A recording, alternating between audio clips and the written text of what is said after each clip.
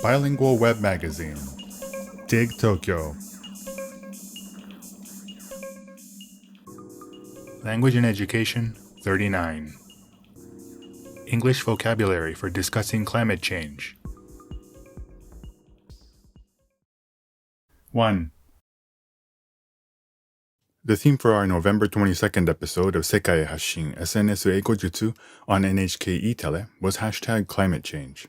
We've talked about the environment on the show a number of times in the past, and this time we were focused on climate change and all of the extreme weather phenomena it appears to be causing.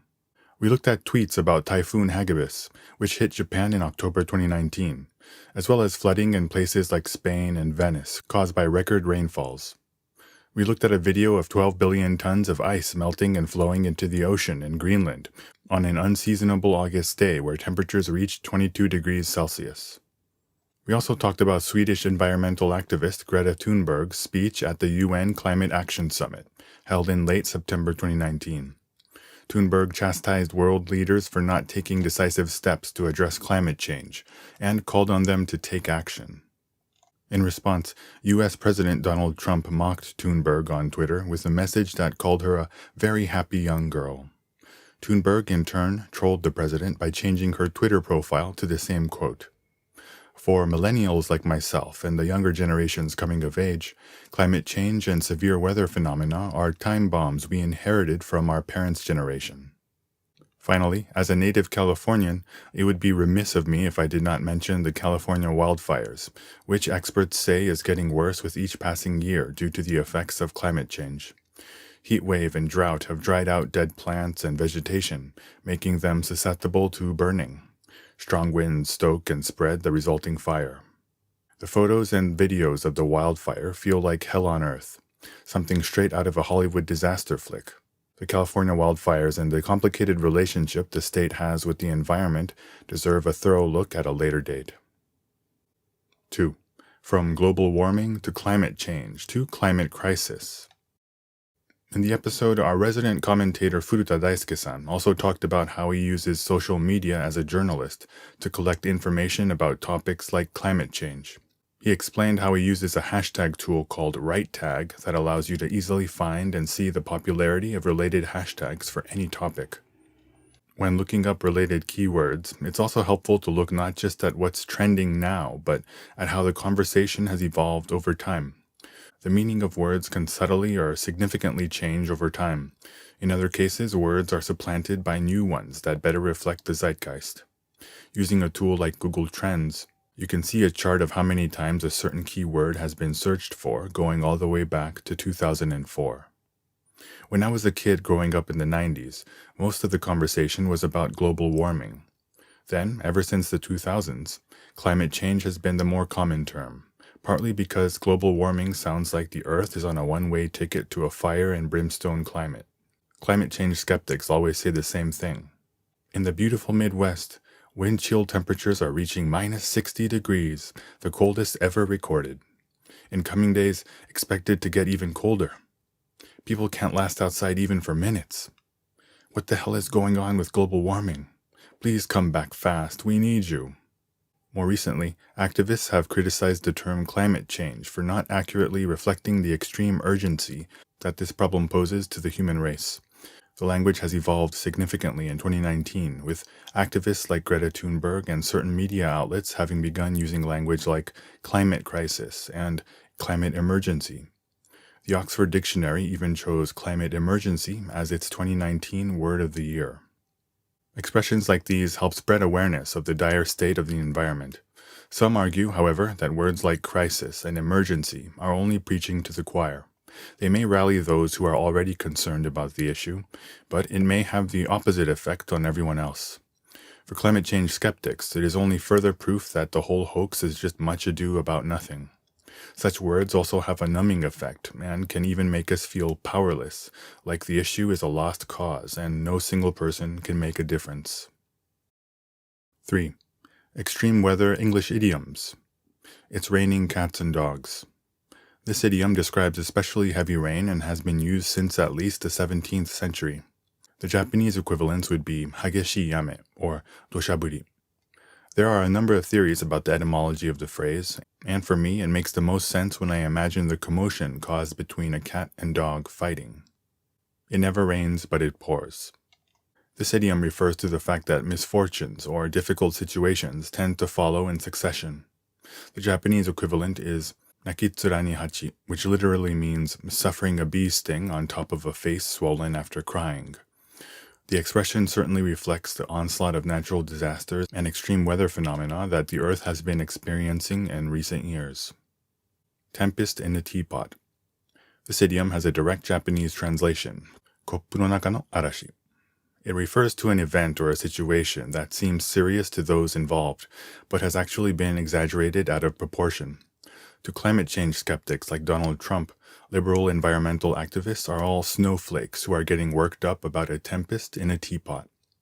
Interestingly, the expression tempest in a teapot is used in the US, whereas storm in a teacup is used in the UK.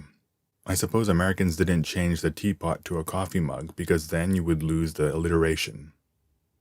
Be snowed under. To be snowed under means to be overwhelmed by too much of something, usually work. I'm snowed under with work is the English equivalent of the Japanese phrase shigoto ni owareteiru. A snowball's chance in hell. If you have a snowball's chance in hell, it means you have zero chance of success.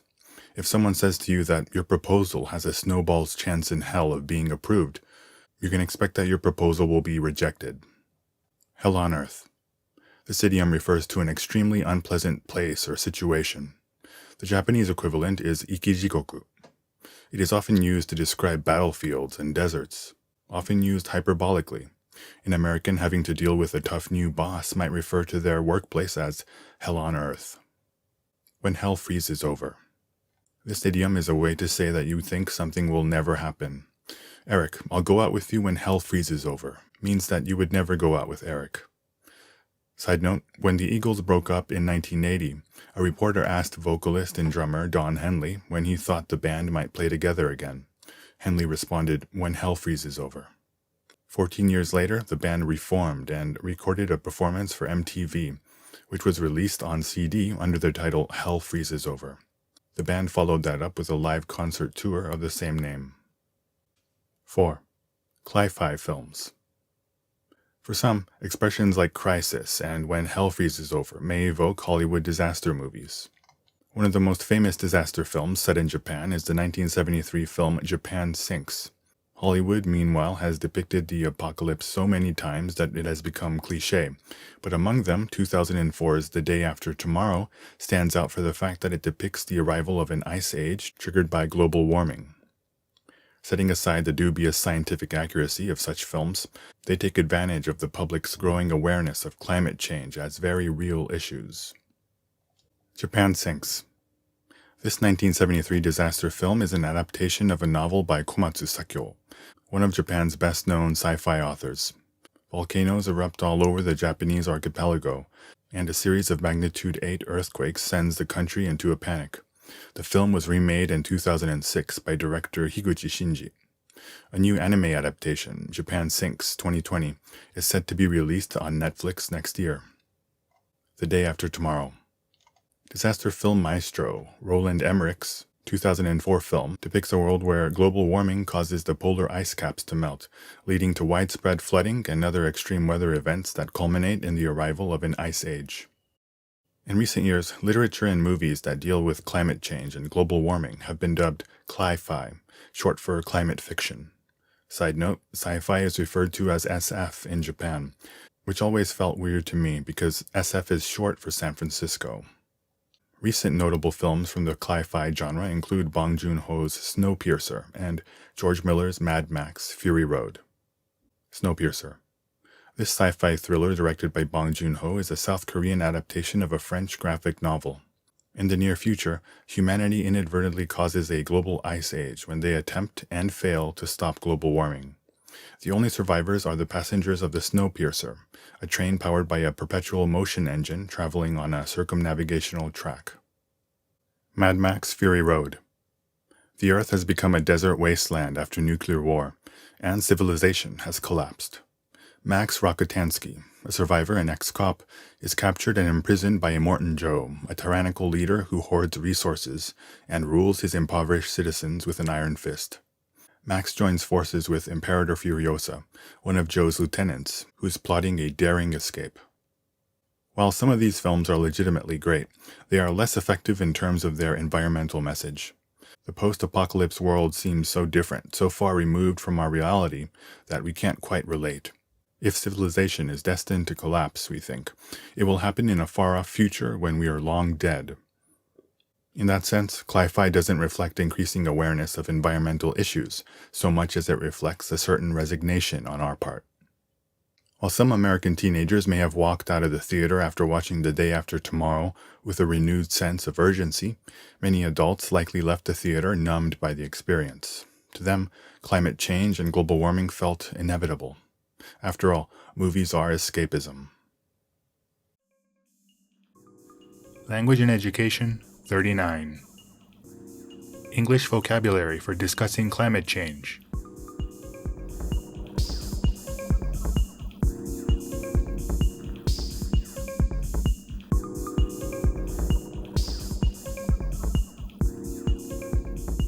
www.digtokyo.jp